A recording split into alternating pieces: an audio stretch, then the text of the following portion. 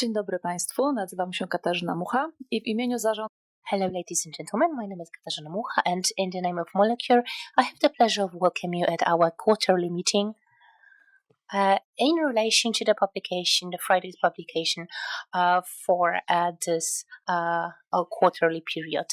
This meeting is devoted to updating you on the progress in the company's research projects, both on the clinical and preclinical stage, and also with regards to business development. The presentation will be given to you by Marcin Szumowski, CEO and Chairman of the Board, Samson Fong, who is the Chief Medical Officer, Zbigniew Zasłona, who is the Chief Scientific Officer and a member of the board, and Sławomir Broniarek, who is the Chief Financial Officer and also member of the board. We have planned 90 minutes for this meeting. First, we will go through the presentation, the slides, and then we will have a Q&A session.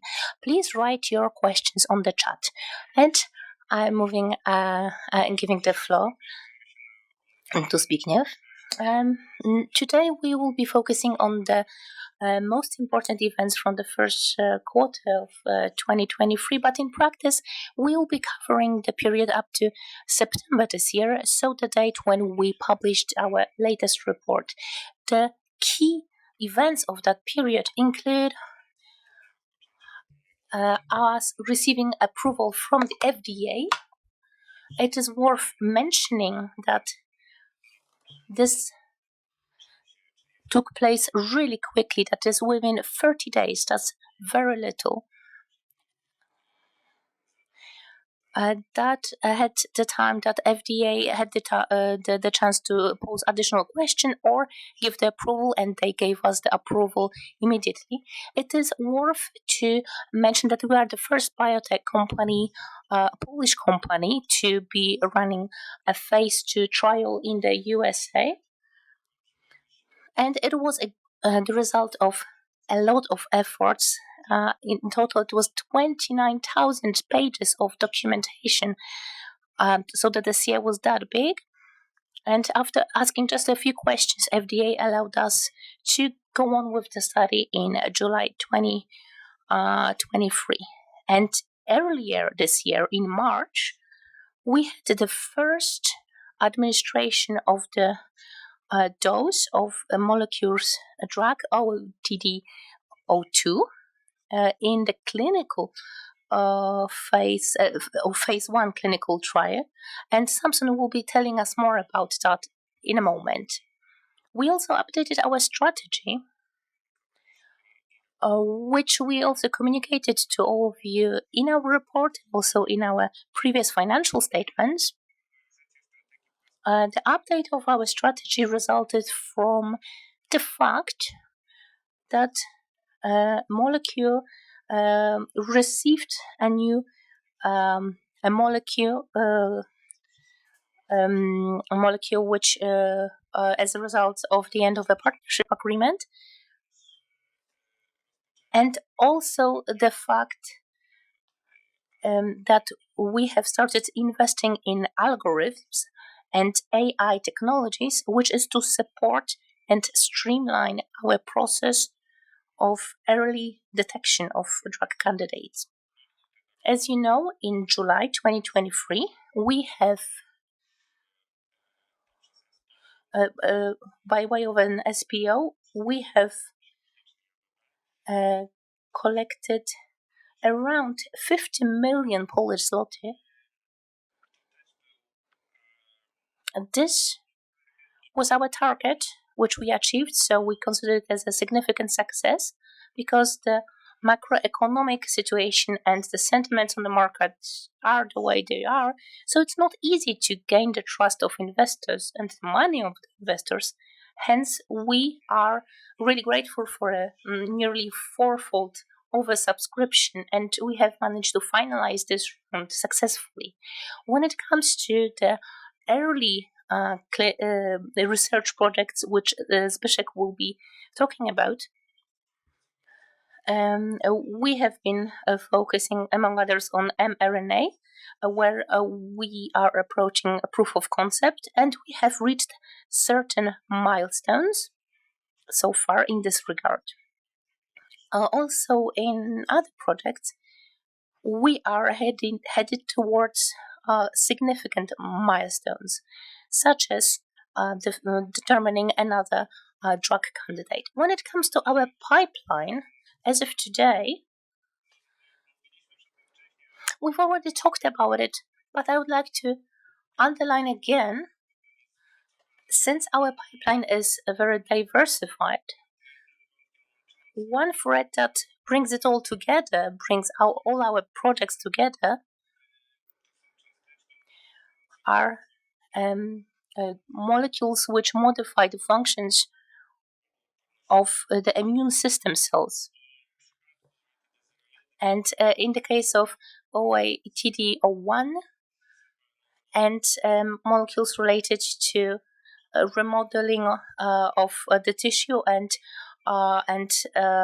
fibrosis, these are macrophages, and that will be covered by Zbyszek. But in the cancer part, we are talking about T cell lymphocytes, where our molecules can boost the immune response of the body and increase the body's possibility of fighting cancer cells.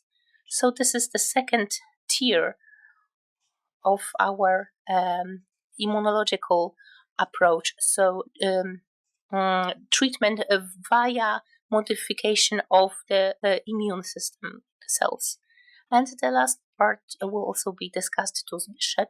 I will be giving the floor to Samson, who will be discussing our most advanced parts, which are currently in the clinical stage.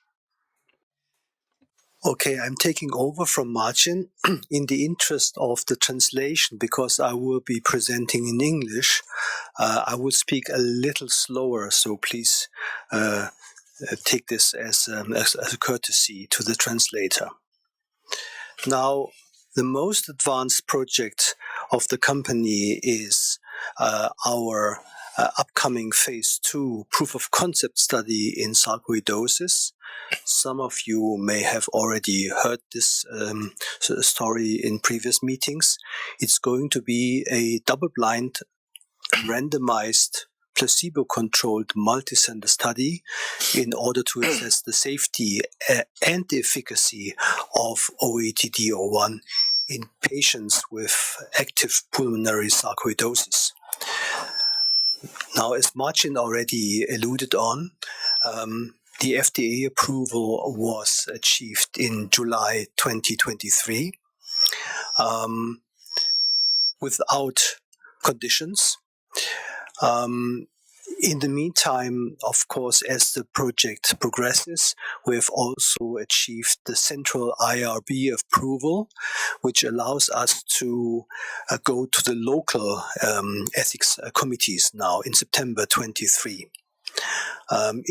As well, we have, as a second step, sent in the application for the clinical trials in Europe, which is the EMA and MHRA, the UK agency. Both of them have accepted the submission, which means that all formal requests are fulfilled. Now they are going into the content checkup. We do expect the US to be the front runner, so we anticipate the first patient in the United States in Q4 of this year. Currently, negotiations are already ongoing with the sites that you see on the right. These are depicted in the blue color of the US landscape. Then we do anticipate approval by the EMA and the MHRA in first quarter of next year. The study as such will comprise around 90 male and female patients with active pulmonary sarcoidosis, and overall we will conduct the study in about 20 to 30 outpatient sites on both continents, on the US and in Europe. On the right you see the distribution of the sites in Europe, UK, France, Germany, Poland. Poland is the lead country for the EMA process, Denmark and Norway. And after 50 patients, we will have an intermediate checkpoint. That intermediate checkpoint is important for us to determine on whether the drug is safe, and we are allowed to advance the study further. And we hope to get the last patient out in the study in the second half of 24. Obviously, we need to then clean up and wait for the results and write up the clinical study report, which will happen in 25. The goals of the study is to demonstrate the proof of the concept, i.e. we want to stop the disease progression and prevent organ damage. How do we do this? We measure the changes in the granuloma formation and the inflammation of the lung tissue via a quantification by PET-CT scan at baseline and after the 12th week of treatment. As secondary endpoints, we want to improve the symptoms, i.e. the suffering of the patients. We want to boost the lung function as expressed by certain clinical valid parameters like forced vital capacity and so on. And of course, very important to all the authorities was that we also show the improvement of the quality of life. Now, to summarize the current status of the study, on the left, we have the approval of the US FDA to move the study ahead. We got the central IRB approval. Site initiations in those 7 sites in the US are currently ongoing. At the same time, we have applied for a grant for quite some amount of money to support the study financially. In Europe, on the right, you see that, as I said, CTA was filed to the EMA as well as the MHRA in the UK, and both have been accepted formally. Of course, we want to also brand our study and create awareness within the medical community. That's the doctors who will obviously supply the patients. So we participated in the World Conference of Sarcoidosis, WASOC. We established a collaboration with the most important patient association called FSR, Foundation of Sarcoidosis Research, based in the United States. And we also had a poster for the European Conference of lung diseases.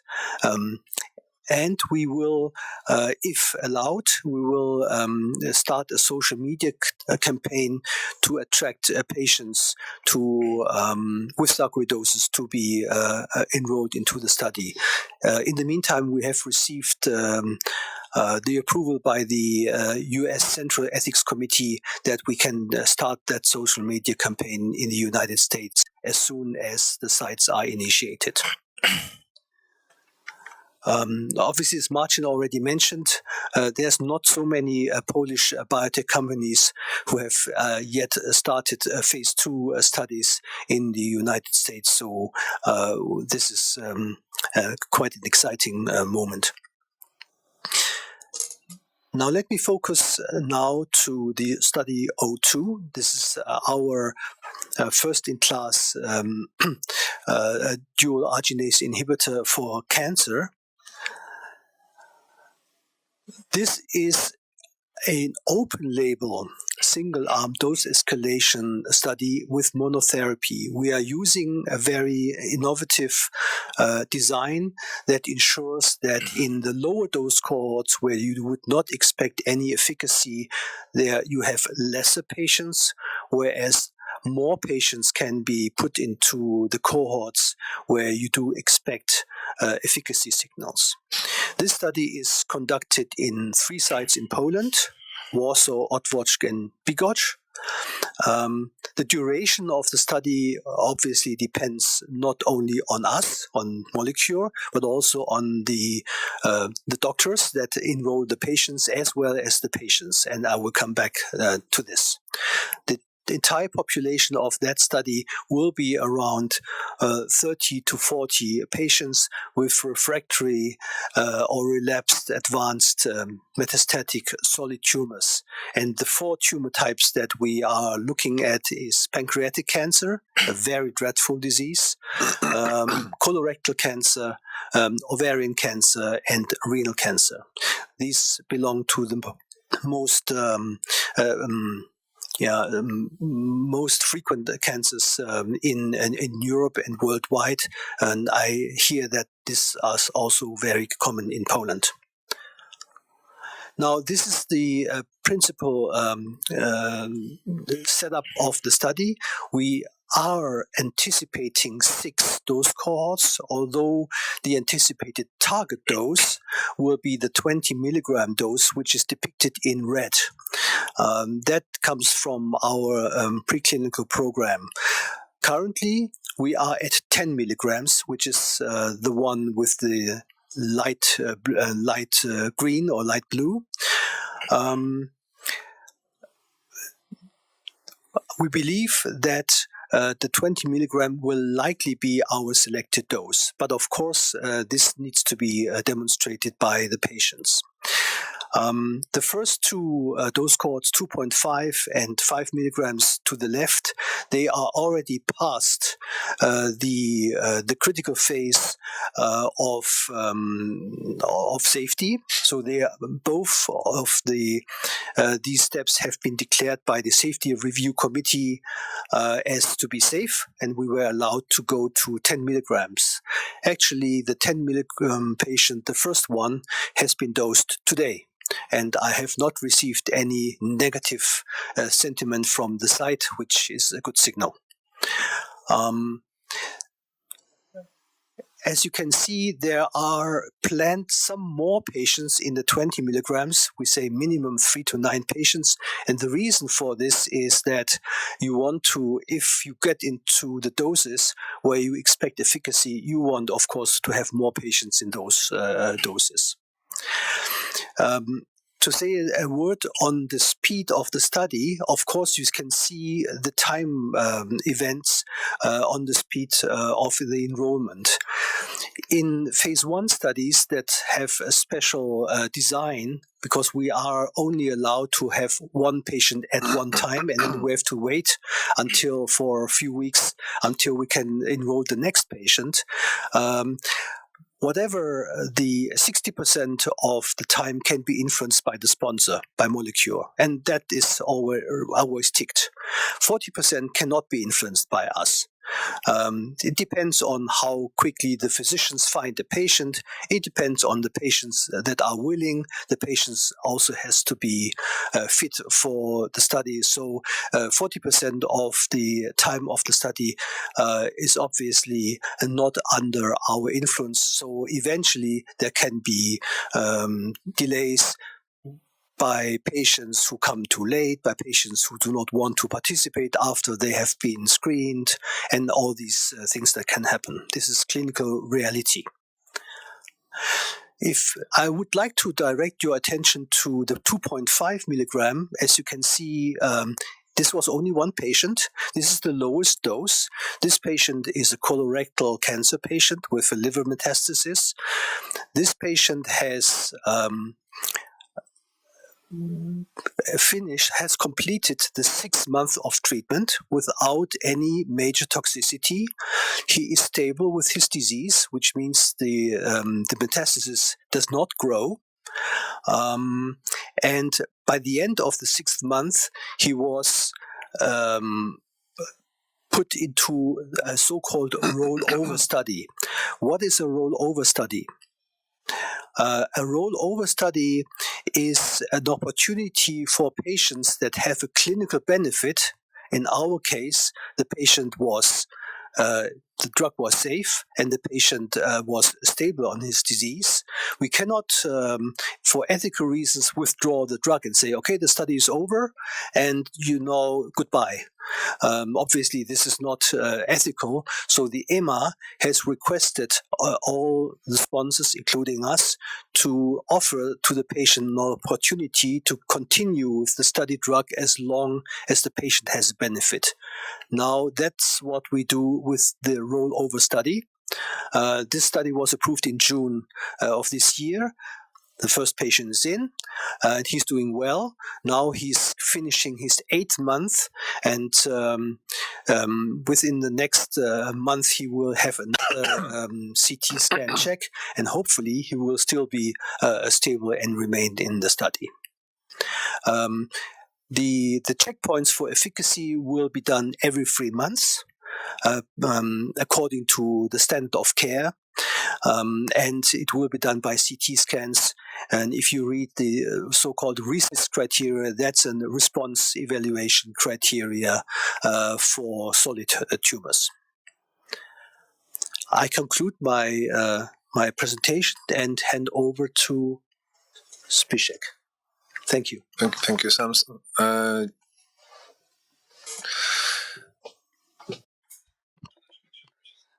What I would like to focus on today is how the experiments that we are currently conducting are enriching the value of the program and explain the mechanism of action, which translates into what indications they could be used, and also put doctors at ease, in greater ease and more understanding of the mechanism of action in the human body after our drug candidates are administered. I would like to start with OATD01. In the previous months, we have managed to achieve and obtain quite valuable information. So, omics data, dane omiczne, the omics data. Data before starting the experiment to point to what the differences are, what differences there are between our compound, in this case on the animals which received our compound, and the animals which were the control group. And what we noticed in the case of OATD01 is that in the cells and in the bodies we saw visible signs of metabolic change, which was associated with the fact that the post-translation was changed. This is something which in a way explains the mechanism of action of our drugs. To the right side of the slide, you can see a diagram which shows us how our compound inhibits the cutting of sugars. For several weeks now, we have been studying and focusing on this process in macrophages, and we are observing a new role possible for hitinases, and those results are so novel that we want to share them in a publication. We are currently preparing a manuscript which will be a review, so a summary of our current knowledge on the processes I discussed, so the glycosylation, how this impacts metabolic changes which result in anti-inflammatory action. And we also have started cooperation with Professor Luke O'Neill, who to me seems to be one of the most well-known and renowned immunologists around the world. He's particularly interested in what we do in our company. After a short conversation with Marcin, we all decided that it would be very beneficial to add him to our scientific council. Luke O'Neill is a businessman and a scientist. He has actually established 3 different companies.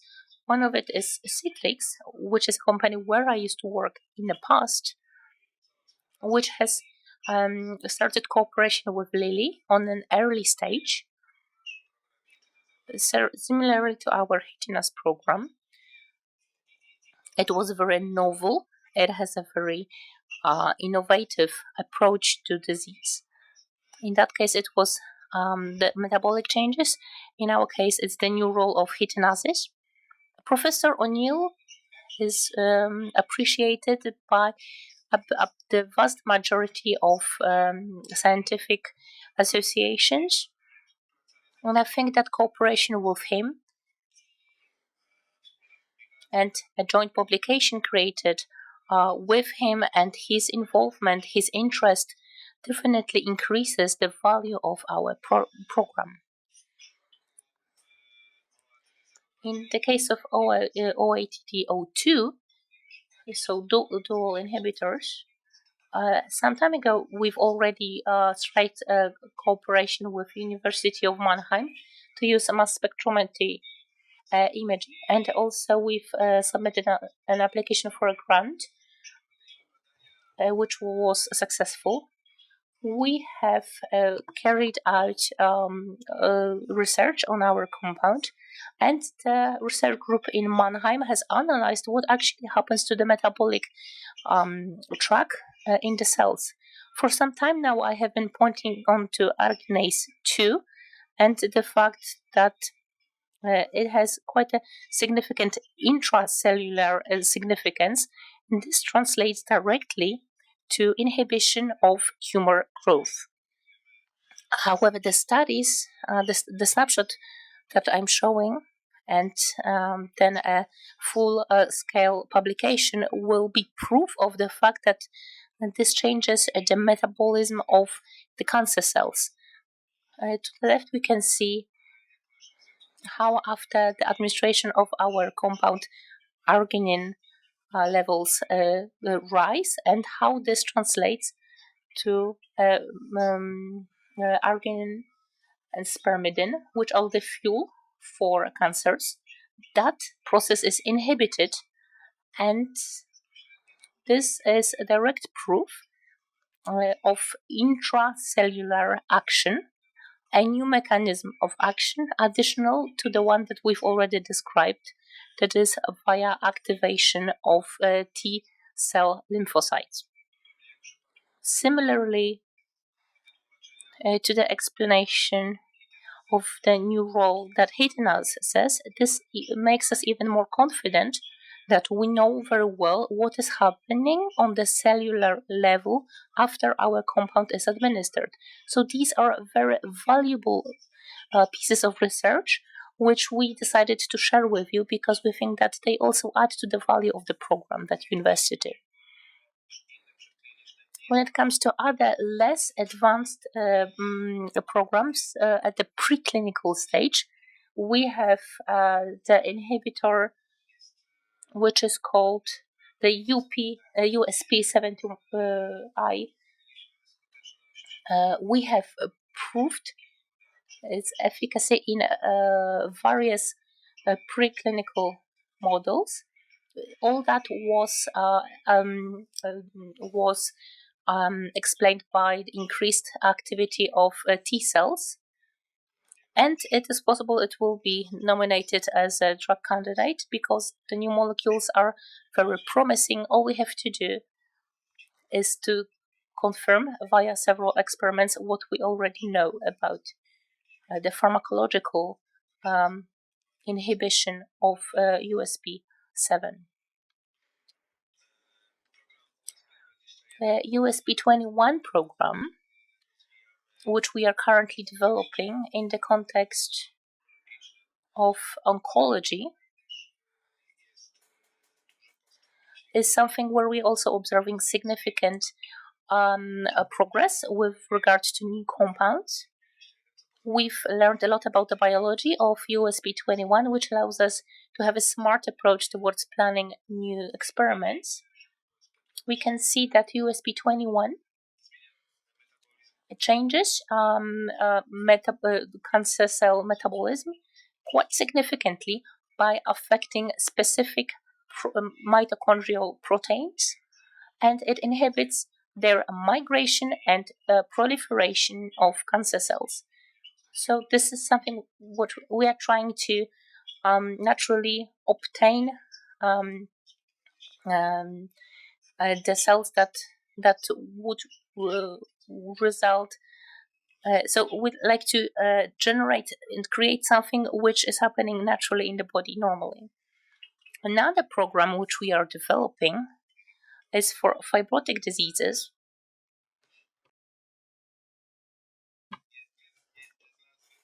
It still is unnamed, and this program, but it is about phenotypic screening. That might be a good point for me to provide you with some more explanation. We still don't have a specific target in this regard, but via our cooperation with University of Michigan, where we are enjoying a more scientific rather than commercial approach, we are trying to find our own patent space for patent, and also to develop a drug which would best via a test which would explain most how what happens in a human's body in the case of fibrotic diseases. We have submitted an application for a grant and are waiting for a decision. To finish up, I would also like to refer to our progress with regard to our mRNA platform. As Marcin has already mentioned, we have had a lot of new results from our research. On the slide, you can see the place where we are at right now. That is the validation of results already at the laboratory. So we are validating the results for small molecules. We have invested a lot of time in new tests which are able to determine which are the best candidates.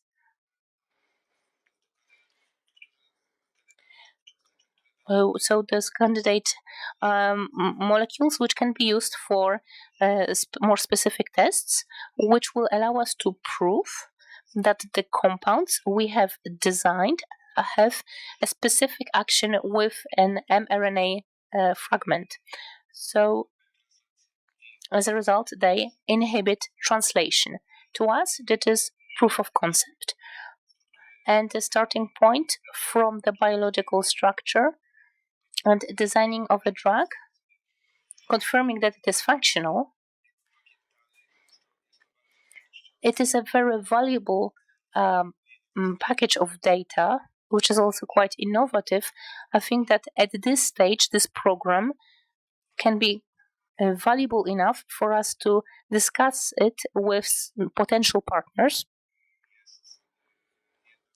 because it is also related to the fact that we can also prove it for other mRNA molecules. The fact that we went through this whole process confirms that our baseline assumptions were correct. And now I am giving the floor to Sławek. Finance. All right, now a few words about finance. Marcin has already said something about it, but let us summarize. Our SPO took place in July. There were 35 investors. We had several-fold oversubscription that allowed us to raise nearly 50 million zloty. So the value of this investment will be dedicated to the development of our clinical and preclinical programs, with the focus on clinical, of course. So this is for the SPO, and now let us move to summing up financial results. You can see the comparison of the profit and loss. You can see revenue from grants, but we have higher costs still, and As you can see, the costs are a result of our development of our programs. This is shown in the profit and loss account. So this is the USP 21 and mRNA and other. Because of higher interest rates and also some tax refunds, we were able to compensate for this cost increase. So the year-to-year results are quite balanced, as you can see. Also, the assets were reduced by some 20 million due to the decrease in cash. Also, liabilities related or receivables related to tax refund. As on the liability side, we can see a loss I have mentioned before. Also, we can see a repayment of long-term and short-term liabilities.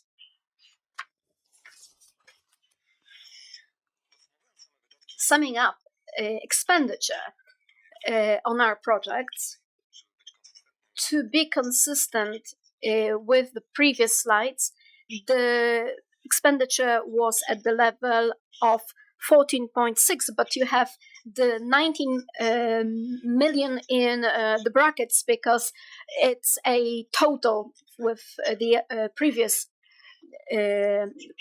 data. The main weight is on clinical programs because they are at the clinic already. As for administrative expenses and capex, they are similar at a similar level.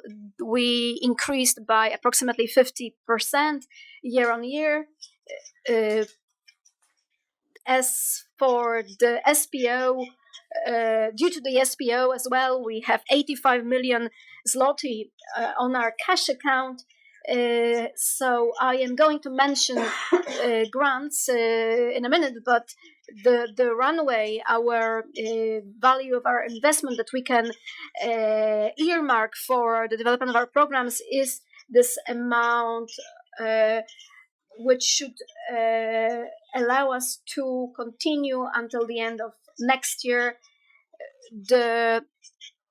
We have 107 employees, but we have more employees with PhDs at present. So the true game changer as to the runway are also our grant applications that we have submitted. There are 6 of them. 4 are submitted to the Polish Agency of Development of Entrepreneurship, 1 to NIH. These are programs that cover most of our pipeline. We have applications submitted for DO1, also USP 21, and the undisclosed target that Zbyszek mentioned.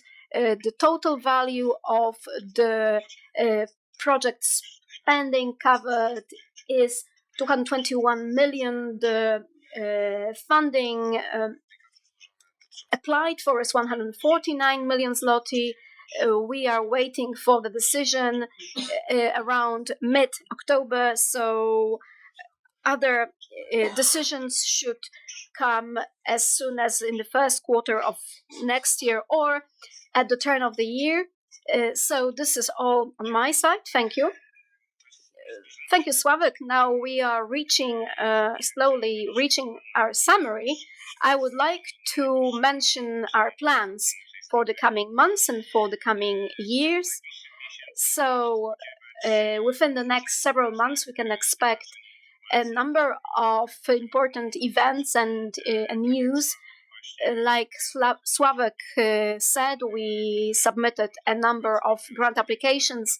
We want to submit more of them. We expect some news there in October. we are going to continue the dose escalation in DO2 until the moment we reach the maximum tolerated dose, which we expect to come at the turn of the years 23-24, and we will. This will determine the final result. In the first quarter, we expect to dose the first patient in the US with DO1. It will probably take place in November, and it will depend on signing the agreements with clinical centers that are performing the study. The negotiations are at advanced level. We are very close to confirming in cell assays the inhibition of protein translation by the impact of small mRNA molecules. So this will open up the path of cooperation with various companies, and we want to do it more in the service model, but with upside for milestones and further stages of development, but also partnering talks on our own projects where we want to demonstrate our efficacy on our internal targets in the company. Long-term plans from the perspective of the company goals, the most important goals from the business perspective is another partnering for DO1, relying on the number, based on the number of talks and their level of advancement that we're now conducting. This OATD01 has more probability of finding a partner even before the end of the current trial. So I also talked about it in the interview for Parket magazine that was published last Saturday. So this will fundamentally change the company's situation and will allow us to spread our wings even more in early programs and to invest in the company's development. As for the remaining areas in the mRNA platform, after the first confirmation, the proof of concept, we want to develop subsequent targets, and we want to move to optimized molecules that have drug-like properties, which will increase with every stage of development, increase the probability of partnering and commercialization, and will position us more strongly as a leader in Europe in this method of drug discovery and development by interacting with mRNA structure directly. So, as for the end of the current strategy that we have communicated, in 2025, we expect to have final clinical results both for OATD01 and 02. We also expect one of these molecules to no longer be ours, and the strategy of the company is that if we commercialize one clinical asset, there's going to be a significant transaction. Another asset is going to be developed by us, and we're going to continue to build value and company recognition by reaching the late stage 2, or even further if it's going to be the rare orphan disease indication. And as for next clinical candidates, we hope in 2025 to have another molecule reach an NDA phase, or the phase of administration actually. So we hope that these events are going to help us not only to build the company's value, but also the business, scientific, and clinical potential that will enable us to have the first drug discovered in Poland to reach patients all around the world. So, as Zbyszek mentioned, the mechanistic studies are going to helping us to better understand and better describe the mechanism of action of our drugs, how they act, why they are effective in the form of conference publications. This shows that the success is built by the entire company, from early stage programs through preclinic to clinical stage, and this joint effort is directed towards one goal: to monetize breakthrough research results. And I think that we're approaching this breakthrough both from the scientific and business perspective. So thank you very much, and I hope to, and I will be happy to respond to your questions now. Rządowi za omówienie prezentacji. Przechodzimy teraz do pytań. I would like to thank the members of the board for the presentation, and now we are moving on to the Q&A. First question regarding OTD-02. Do you see the potential for leukemias or lymphomas?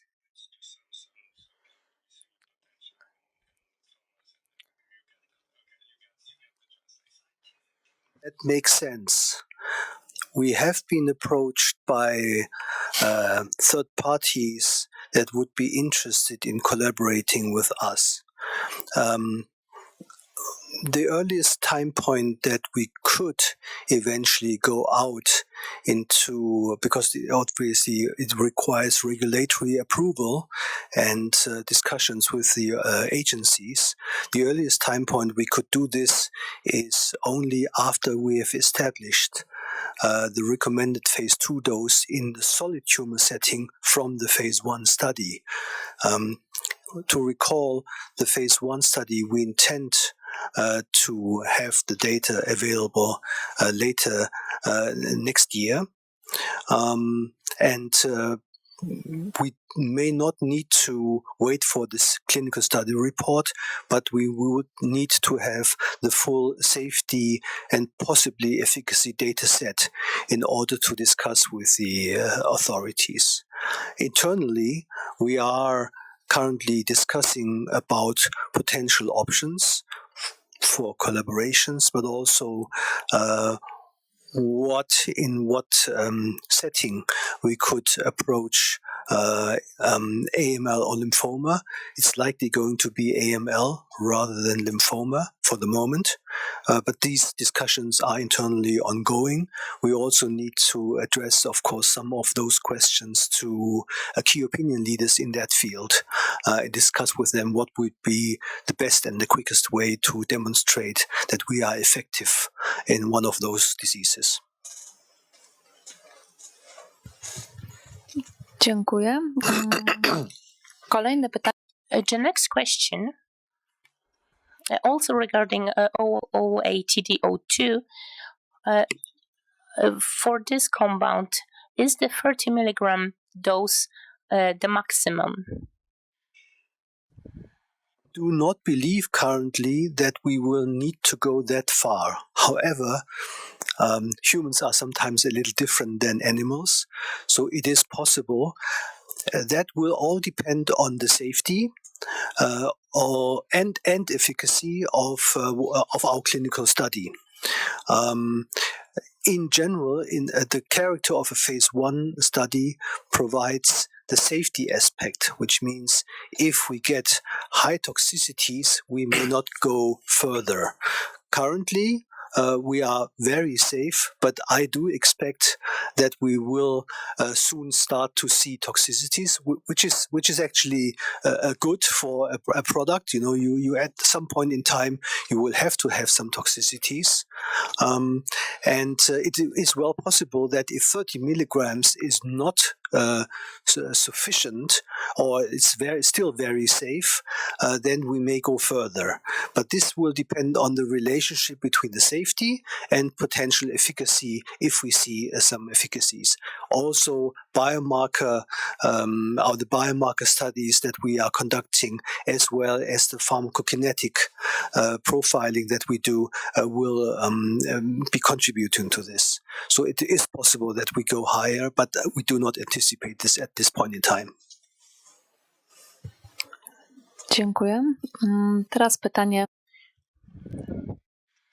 And now a question regarding OATD1. You had 30 meetings with potential partners this year with regards to establishing a partnering cooperation. Are you planning to go further, or are the current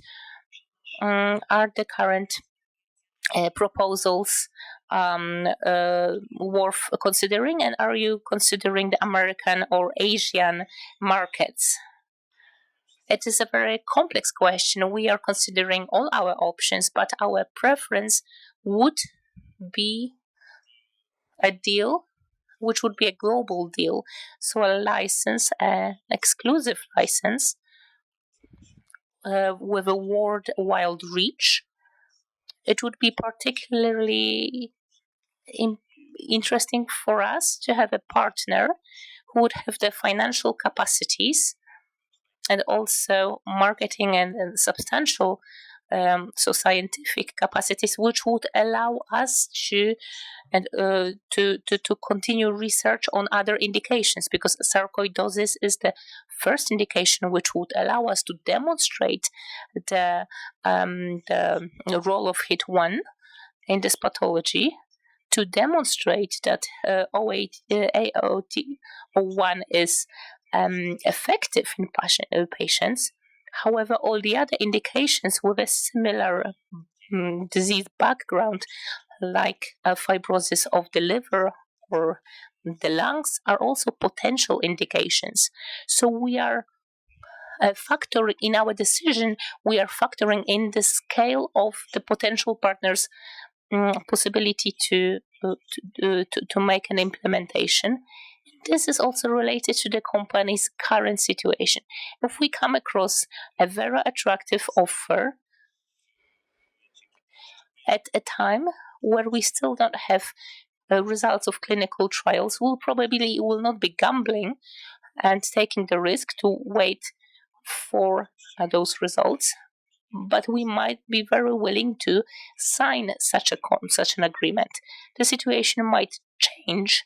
If we commercialize our second molecule, then our appetite for risk will be greater, and then we might be more willing to wait for the end results. So you can see that there are many factors to consider.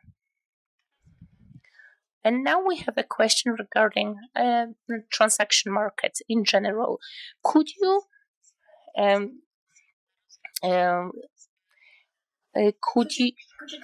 comment on the last transaction of Exelixis in the context of your USP7 program?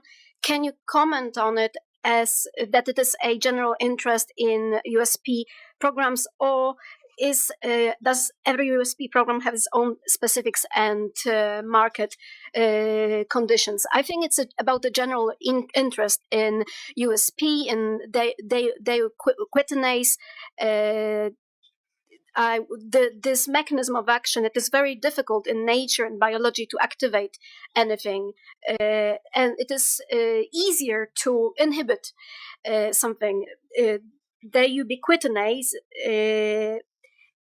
are the endogenous protein-related compounds. They sometimes inhibiting the inhibitor acts as the activator. So this is the deal with USP7, and this is a very good news. This joins with USP30 that is already at clinical stage, and then we're going to have our USP7. This is another method of approaching bio targets and finding a context where one protein can impact the life of other proteins, including activating some cells, because it is difficult to obtain it in nature, to make an activator with small molecules. So it's a indirect activator, and this is very good news for us, and this also increases the value of our USP7 program. Dziękuję. Mamy pytanie 2 o granty. Mówiliście o nich, ale może słuchacz tutaj do końca nie usłyszał. So we had a question regarding the grants. You've mentioned it already. However, when can we expect the possible approvals for the grants? Would it be the fourth quarter? So the first decision we are expecting. We are expecting any day now. It's probably going to be the 16th of October, and this will regard 2 of our applications, one regarding mRNA, second regarding SPA21.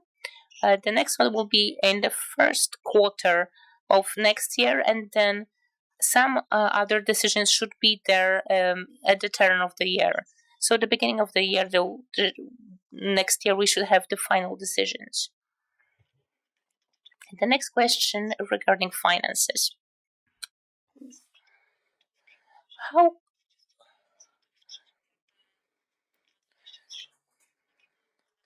What was the reason for using around 20 million cash in the third quarter of this year? Was it also connected with some grants? Well, yes, I can confirm that when it comes to the inflows, disregarded indeed as asking the question are organizers and USP7. We received that inflow influx last week, but as already mentioned, the burden was moved towards the clinical projects, and the value of those clinical trials is also what we spent most of our funds on. So the outflow of funds results from the development of DO1, to put it very shortly. And this will be on the rise, because the more often Samsung will be saying that we are activating subsequent slates, the greater funds will be involved. So that's how we should interpret it. The next question. In the report of the management board for the first period this year, you write that in your strategy until 2025, you plan to use revenues from transactions, for example, license agreements, 1 or more, grants, dotations, and also the issue of shares. Does that mean that you are planning another issue of shares? Well, not as of today. Our preferred method of obtaining capital is commercialization, where the clinical molecules, where the revenues are much greater, or at an early stage where the revenues might be lower but still significant. Grants, obviously, we've already discussed it. We submit a lot of applications, and I hope that at least half of them will reach our company's budget by 2025. When it comes to the financial instruments such as shares, so debt instruments, for various reasons, if the funds received from the donations, the grants were not sufficient, or if the parents we are currently discussing with would be postponed in time, then we would consider debt instruments. We're in talks with EBI and EBOR. However, this is not the preferred manner of financing an activity which does not have a regular revenue, and instead has more of a perspective for future revenues. So we are in talks, in negotiations with such providers, but of the 4 methods of financing, this is the method we will be focusing on the least, and it will definitely not be our preference. You also answered the question on what would the company do if the donations, the grants were not provided. Now the question regarding DO2. You've mentioned that the disease progression in a patient who received 2.5 milligrams was stopped. When it comes to a dose of 5 milligrams, what about those patients, and will they also be subject to the rollover model of the study? It is stable and does not have toxicities, either stable or responding to the drug, i.e. shrinkage of tumor, will have the opportunity to get into the rollover study. So it's not only patient one, every patient will have that opportunity. In the second dose cohort, 5 milligrams, we had one patient who passed the critical phase. The drug was safe, but unfortunately that patient with pancreatic cancer, he progressed and was then taken off the study and is currently being treated with alternative regimens. But any patient has the opportunity to get over. Dziękuję. Kolejne pytanie. Next question. Do Polish universities, according to your knowledge, do they have any interesting programs to take over? Do you take into account this as a source of new programs? Of course, we do take Polish universities into account. So far, our cooperation agreements or licenses that we've signed, in our case, were with American universities. In Poland, we have a number of scientific collaborations at different stages of drug development with different universities and institutions. But so far, we haven't been able to find a potential asset or a potential molecule at an early stage of development that would match our portfolio and that would be in the area of our main subject matter competency and indications.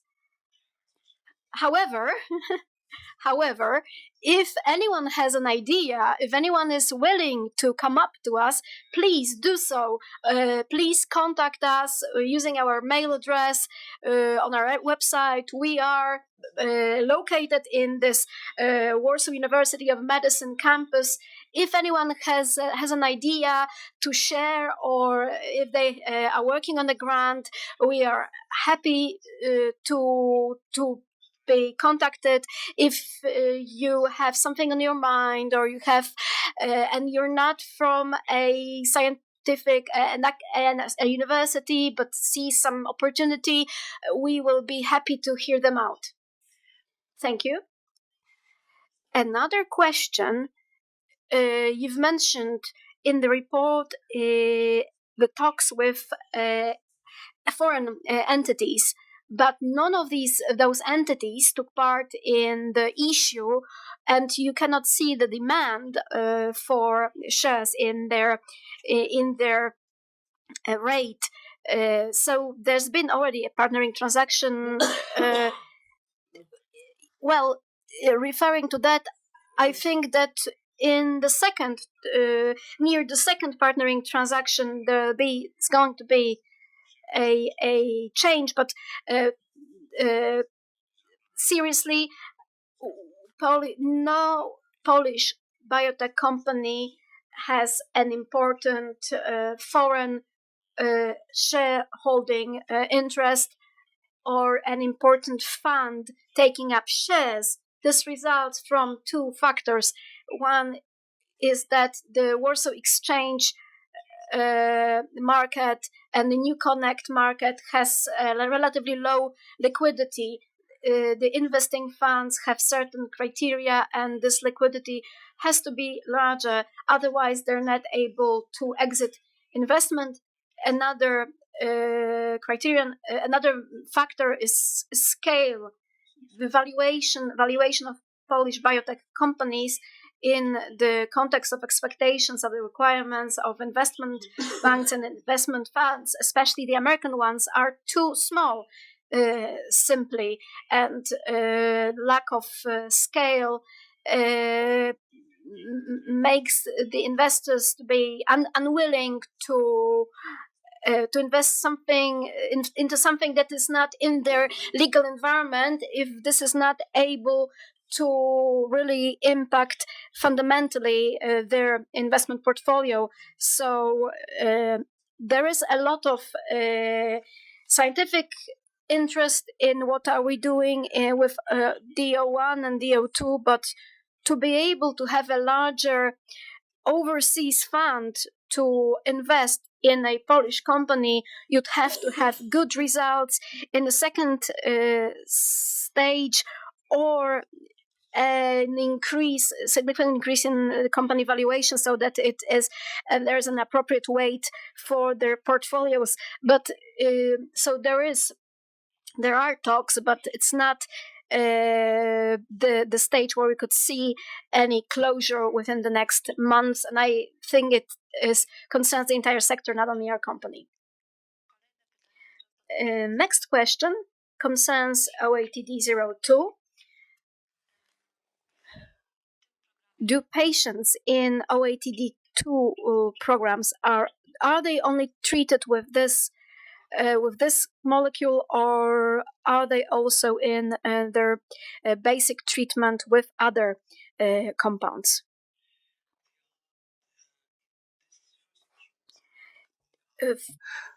In monotherapy, usually the phase 1 studies require patients that have exhausted all other treatment options, which means all registered treatments in a specific country. In this case, it's Poland. All registered agents have been used, and the patients have progressed. That means that the previous treatments have failed. So we need to demonstrate the safety and possibly efficacy on the single agent, i.e. on OATD02. If we can demonstrate respective safety and can define a so-called recommended phase 2 dose, then we can start to do studies with combinations. We are currently discussing about those potential combinations, for example, checkpoint inhibitors, for example, chemotherapies. But that will depend on our toxicity or safety profile from the monotherapy. Dziękuję. Pytanie teraz. Thank you very much. Do you plan another 2 or 3 commercializations with a large amount involved until the end of the year 2025? Yes, indeed. And as mentioned already, as for clinical programs, we want to commercialize one of them and develop the other.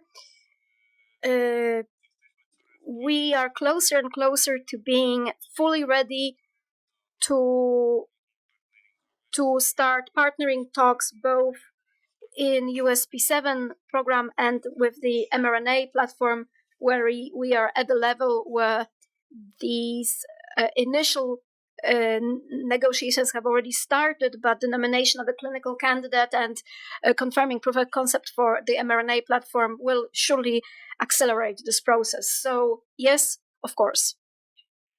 Thank you.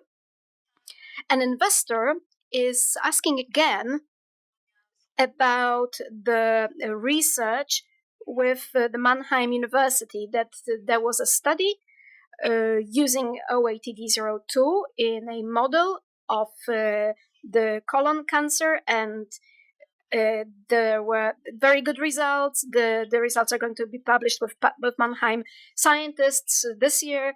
Can you elaborate on it? Can you sum up the main conclusions?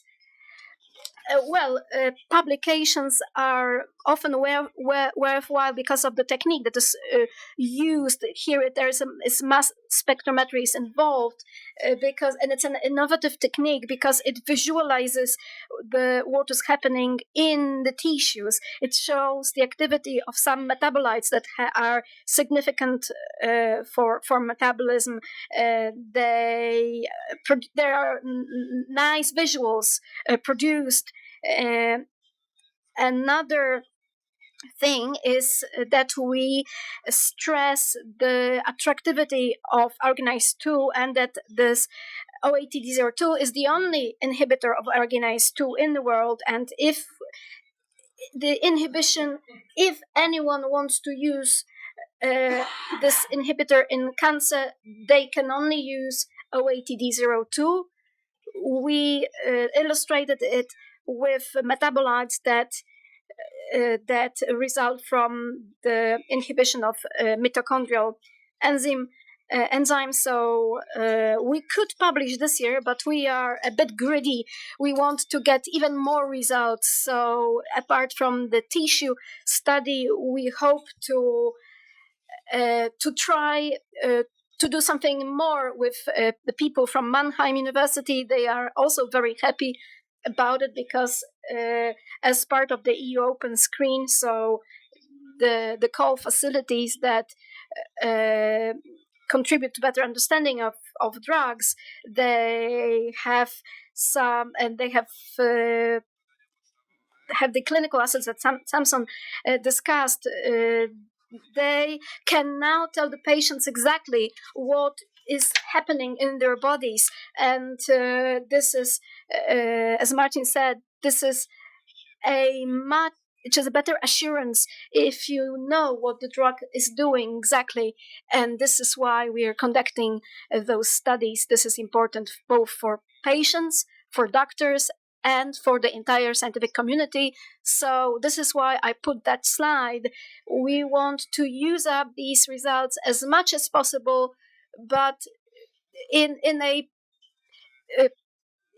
such time to have it published when the trials are still ongoing, and so the people are convinced to want to purchase it, because we have very good news today. Every slide is showing something, some progress is showing, as for clinical trials, what we have learned in preclinic. So we are waiting for this to be reflected. Dziękuję. Pytanie teraz o komercjalizację platformy. Now a question regarding commercialization regarding the mRNA platform. What amounts can we talk about at the proof of concept stage? Well, I would not like to speculate here because a lot results from who we talk to, about what scale, because we can imagine a whole series of value. First, we have those services with the upside, and here the amounts would be relatively lower. A second model would be the sale of one or several molecules at an early stage in the form of a license, and then those amounts would be higher. We've observed that in years when both companies and investors had a greater appetite for risk, such amounts could be really high, even hundreds of millions of dollars. That was in the past. However, in the case of selling know-how and our entire platform to one big partner with all the mechanics and maybe algorithms that go with it, which allow us to streamline it using AI, we could be talking about a huge amount, which would be greater than for OAT01. So we've got this whole range of options. Obviously, this biggest transaction would be the hardest because it would take the most convincing to convince a partner to take the whole package over. Thank you so much. We actually have reached the end of the questions that were asked. Therefore, I would like to thank you for your time and for your answers. The recording will be posted on the company's YouTube channel, and the presentation is already available on the company's website. Thank you for taking part in our meeting, and I wish you a good day. With regard to Arena, it is worth to mention the latest Nobel Prize, which was announced just yesterday, which shows how interested not just the world of finance, but also world of science is in this topic. And we have one more question. Already wrapped it up so nicely, but we have one more question. You talked about plans for a full scale in September this year to work with a partner specializing in the development of AI. Could you elaborate on that? We are headed towards a happy ending, however, we are not there yet.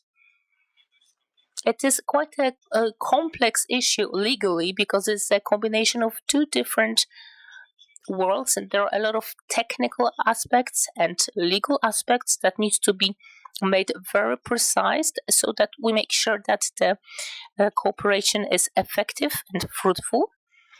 So we are close, but not there yet. And this time, indeed, it is the end. Thank you for participating, and I wish you a great day.